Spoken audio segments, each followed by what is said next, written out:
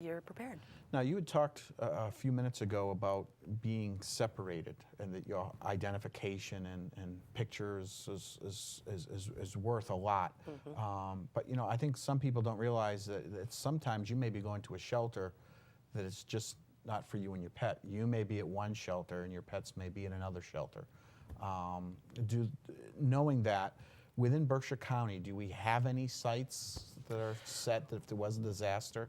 We have one to date. It is in South County. It's in Great Barrington, and it is a facility that's located adjacent to where people in the region or in the town would be sheltered in the event of an emergency. So you're not going to be with your pet, not yet anyway. I mean, there's a lot of discussion happening about topics like this in other areas in the country. There are shelter facilities where you can come with your pet, have your pet with you.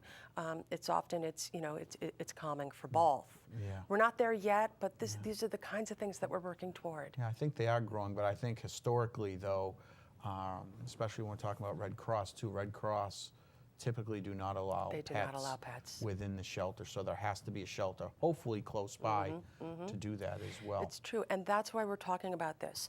Following the incidents in Louisiana, in the wake of Hurricane Katrina, a couple of things happened. The Pets Act was passed, and what that says is it's twofold. It says if you have to evacuate, you may not leave your pet behind. If you go, they go. You take your pets with you. So then, well, where are you going to take them to? So that's why a lot of these discussions are happening. The other important thing that happened when the laws were visited was that in order for communities to qualify for federal funding for their emergency plans, they must consider incorporating companion animals, our pets, into those plans. So in Berkshire County, we've got 3 regional emergency planning committees. There's one in South County, Central County, North County. We're working to educate these folks to know that we're here, who to call, how to reach us. But there's some amazing, passionate, very smart people behind the scenes planning every day for our safety, for the safety of our community, and now for the safety of our animals. Right, and I know that we are starting to get some publicity for Berkshire Dart, and you were recently on, and you can show that, the cover of Berkshire Life. We are at Animal Life. It says Dark Water Rising. Dark Water Rising. What was that Dark about? Water Rising. It's actually the name of a very powerful documentary of the Animal Rescue Initiative following Hurricane Katrina. And the very special challenges that were faced. It's not a happy movie. It's very moving, sometimes very challenging to watch. Yeah. We brought, the Berkshire Dart, we went up into North County, tried to recruit some volunteers up in North County, showed this film. The owner of Animal Life came, she brought a reporter, he did a wonderful write-up. So again, most of what we're talking about here, you can read in this paper, and again, it'll direct you to our website. But it's all about education, it's all about awareness, as you well know. Okay. On your website, you also have the checklist, correct? We have a checklist on your website? A checklist of items to have in your emergency kit, yes. We also have a wish list on our website, and the wish list is comprised of all of the supplies that would be needed to assist in setting up and operating an emergency pet shelter in an emergency, in a disaster. We do have a trailer that we've procured with funds from the Western Region Homeland Security Council, and we have a trailer. It's filled with supplies. Well, it's not filled with supplies. Obviously, we need more. We need more, and you can find this on the website as well. Okay. Yeah. One more time, because I think as you're trying to grow Berkshire Dart and educate people about being prepared for any disaster that may come, why don't you give out your website and your contact information one more time? Okay. And I think from myself today, not only to get our viewers out there really thinking about this and preparing themselves, but also, the public can be prepared, but if the Berkshire Dart team isn't prepared, we're still going to have issues. So you still need those volunteers, people with experience, And come get it. We'll give it to you. We'll teach you Absolutely. how. We'll train you. We will train you cost-free. And, it's all great stuff to know anyway. We definitely need the help. And like you said, there's also, from carpenter help to graphic help, so many, many ways people can help. Yeah, we like to think creative. We'll put everyone to work. WMDART.org stands for Western Mass Dart. We're being forward-thinking. We know we're going to grow this thing to where we can really make a positive difference in the lives of our families and our pets. So WMDART.org. Well, thank you, Corinne. And this is one of those teams that gets put together that we hope we never have to use. It's true. We hope we never have to true. use. So, but thank you for being our guest. Thank you, John. And Thank you we're so going to be much. right back because we have a couple of special visitors today to end out our show. So thanks to Corinne McEwen from Berkshire Dart, and we'll be right back in one moment.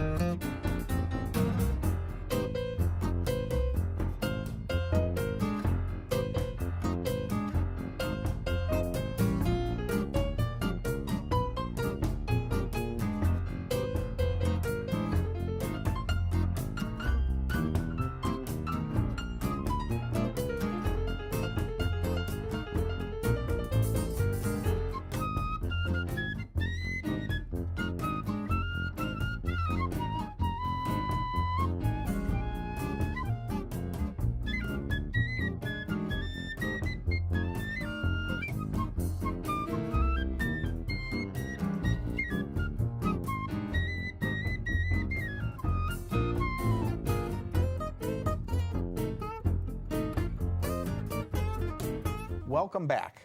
And before I introduce today's guest, it appears that in our last show, when I had Karen Karlberg, our community outreach coordinator, on, there was a blooper.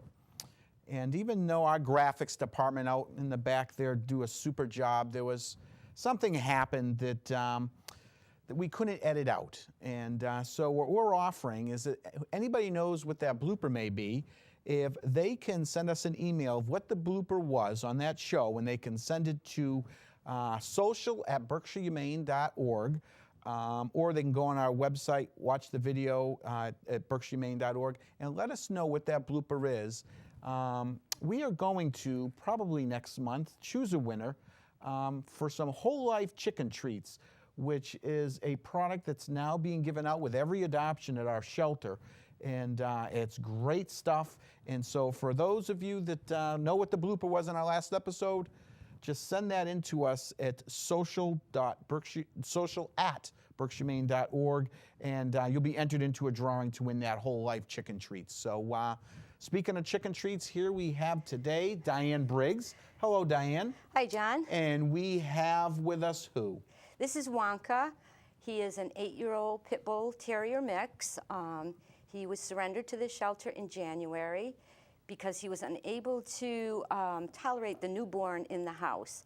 He's excellent with all people, and he's good with some dogs, not good with cats, but he's house trained, and he's a great companion, and he would like to go home to a nice quiet household. He likes to go for walks and car rides. He's excellent for his car rides. And he's he can very food motivated. spit out and his treats. Spit it out. Very talented. But he's a really nice senior boy who's looking for a nice quiet home. Senior pets. Yes. I know that's something you feel very strongly Yes. about, as do I. Absolutely. Why is it so nice? Why is it so great?